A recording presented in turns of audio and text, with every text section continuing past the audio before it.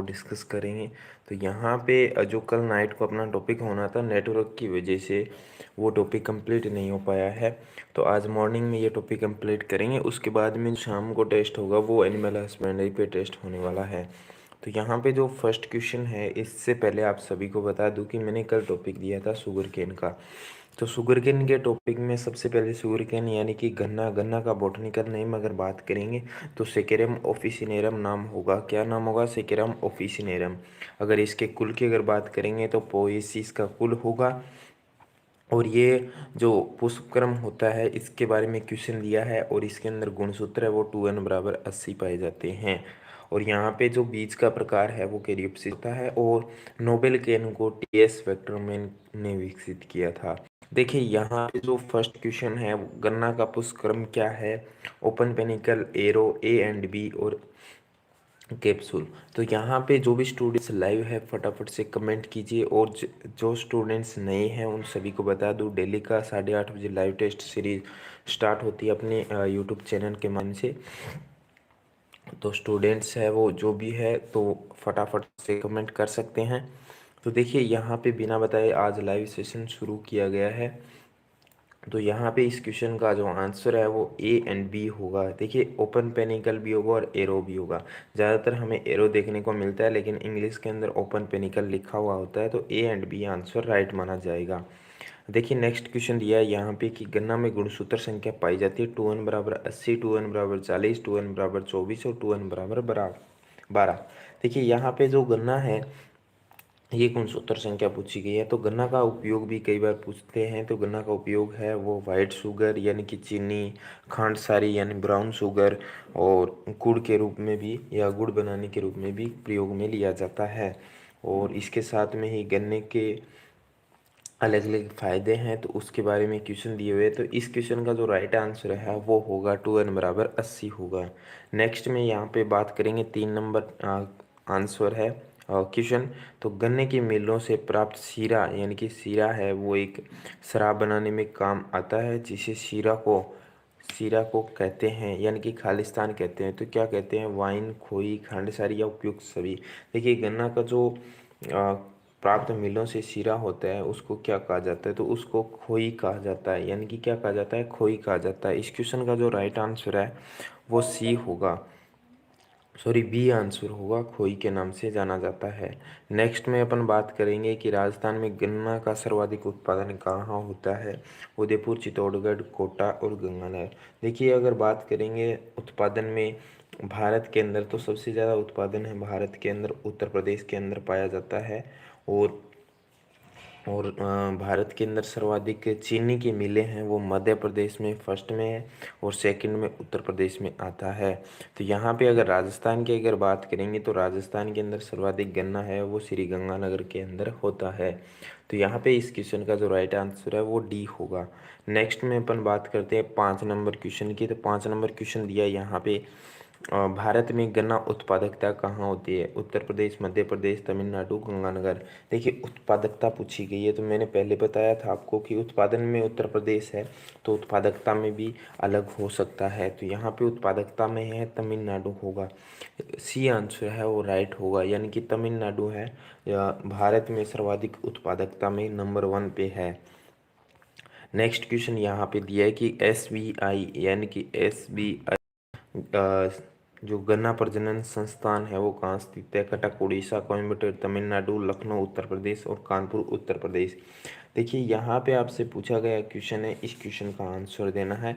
देखिए कानपुर उत्तर प्रदेश है वहाँ पे तो भारतीय चीनी अनुसंधान संस्थान है कानपुर उत्तर प्रदेश के अंदर। तो ये तो वैसे ही कट हो गया और कटक उड़ीसा वाला भी कट होता है, तो 2 ऑप्शन बचते हैं। तो यहाँ पे इस क्वेश्चन का जो राइट आंसर है वो होगा कोयम्बटूर तमिलनाडु। बी आंसर है वो राइट होगा।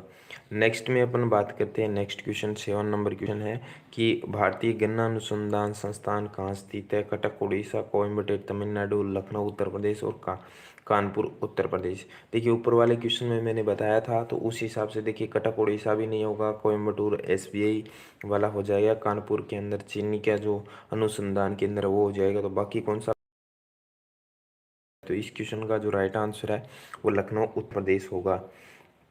और गन्ना है एक प्रोटेंडरी प्रकार की फसल है। इसके जो पुष्पक्रम को नर भाग यानी कि नर भाग है वो पहले विकसित होते हैं। आगे नेक्स्ट में बात करते हैं 8 नंबर पे। 8 नंबर ये है कि गन्ना में कितने प्रतिशत उपयोग गुड़ बनाने के लिए किया जाता है। बहुत ही अच्छा क्वेश्चन है कि गुड़ बनाने के लिए किया जाता है 40%, 30% और 35.90% और 10%। बताना है इस क्वेश्चन का आंसर। तो फटाफट से जो भी स्टूडेंट्स हैं ये देखिए, यहाँ पे जो भारतीय अखिल भारतीय गन्ना अनुसंधान कार्यक्रम है वो 1970 से 71 में शुरू हुआ था। दोबारा से सुनिए कि अखिल भारतीय गन्ना अनुसंधान कार्यक्रम है वो कब हुआ था। और यहाँ पे इस क्वेश्चन का जो राइट आंसर है वो होगा ए आंसर, यानी कि 40% प्रयोग है वो गन्ना का गुड़ बनाने में किया जाता है। नेक्स्ट 9 नंबर क्वेश्चन है कि भारत में चीनी का कटोरा किसे कहते हैं। ए उत्तर प्रदेश, बी महाराष्ट्र, सी गंगानगर, डी पंजाब। देखिए कुछ स्टूडेंट्स है वो यहाँ पे नीतीश कुमार कमल ने राइट आंसर दिया है इस क्वेश्चन का। महाराष्ट्र है उसे चीनी का कटोरा कहा जाता है, बी आंसर है वो राइट होगा। अब बात करते हैं नेक्स्ट में। तो नेक्स्ट क्वेश्चन अपन डिस्कस करेंगे, गन्ना में सुक्रोज की मात्रा कितने प्रतिशत होती है। 10 से 12%, 12 से 14%, 14 से 16%, 18 से 20%। गन्ने के अंदर अगर सुक्रोज की मात्रा पूछी जाए तो वो आपको बताना है। देखिए गन्ना के अंदर जो सुक्रोज है वो यहाँ पे 18 से 20% होगी। इस क्वेश्चन का जो डी आंसर है वो राइट होगा। अगर गुड़ की अगर बात करेंगे तो गुड़ है वो 8 से 10% पाया जाता है और पानी है वो 78 से 80% पाया जाता है। कितना, 78 से 80% पाया जाता है। नेक्स्ट क्वेश्चन अपन बात करते हैं कि गन्ने के रस से मेल निकालने के लिए कौन से फल काम में लेते हैं। नींबू, अदरक, अनार, आम, तोरियां, अनार, फालसा, भिंडी। देखिए यहाँ पे आपसे पूछा गया है कि गन्ने के रस का मेल निकालने के लिए कौन से फल और सब्जी का प्रयोग में लिया जाता है। तो यहाँ पे इस क्वेश्चन का जो राइट आंसर है वो होगा फालसा और भिंडी। डी आंसर है वो राइट होगा, यानी कि फालसे का प्रयोग और भिंडी का प्रयोग है गन्ने के रस से मेल निकालने के लिए। नेक्स्ट क्वेश्चन यहाँ पे कि बढ़वार के लिए उचित तापक्रम आवश्यक होता है। 25 से 30 डिग्री, 31 से 37 डिग्री, 25 से 30 डिग्री और 23 डिग्री।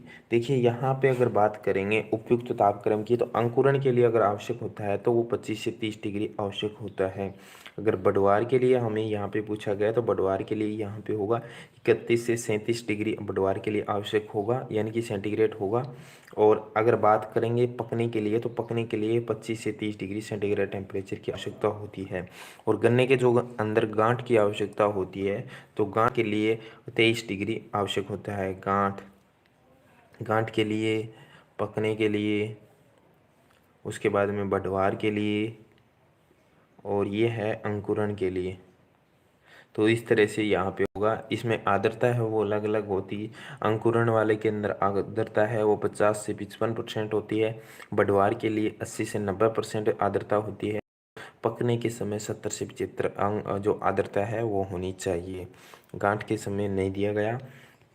अब यहाँ पे 13 नंबर क्वेश्चन है। इस क्वेश्चन का आंसर डिस्कस करेंगे कि 3 आंख वाले जो टुकड़े हैं कितने लगाए जाते हैं गन्ने का प्रति हेक्टेयर की दर से। 30 से 40 क्विंटल, 60 से 70 क्विंटल, 80 से 90 क्विंटल और 10 से 20 क्विंटल। देखिए आप सभी को पता है कि जो जो टुकड़े हैं टुकड़ों को सेट्स भी कहा जाता है। और सेट से अगर पूछ लिया जाए कि गन्ने के 3 अंक वाले तो लगभग स्टूडेंट्स को पता है 30,000 से 40,000 टुकड़े लगते हैं। लेकिन यहाँ पे वजन पूछा है तो वो आपको बताना था। तो देखिए वजन है वो 60 से 70 क्विंटल होगा।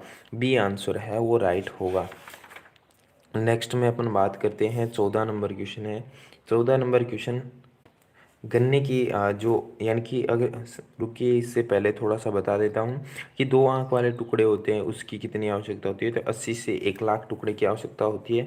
और राजस्थान के अंदर 45 से 50 हज़ार टुकड़े आवश्यक होते हैं 3 आंख वाले। देखिए यहाँ पे अगर राजस्थान राजस्थान की अगर पूछ लेते हैं तो राजस्थान के अंदर 45 से 50 हज़ार 50,000 टुकड़े की आवश्यकता होती है। नेक्स्ट में यहाँ पे कि गन्ने की सिंचाई की मुख्य विधि कौन सी है। मुख्य विधि कौन सी है, समतल, खाई, फ्लैट विधि या कुंड विधि। देखिए यहाँ पे जो समतल विधि और फ्लैट विधि दोनों एक ही है, इंग्लिश में फ्लैट विधि कहते हैं। जो समतल या फ्लैट विधि होती है साधारणतः सामान्य विधि और उत्तरी भारत या महाराष्ट्र की प्रसिद्ध ये सिंचाई की विधि है। उसके बाद में खाई विधि है, ये जो आंधी तूफान आते हैं वहाँ के लिए सबसे।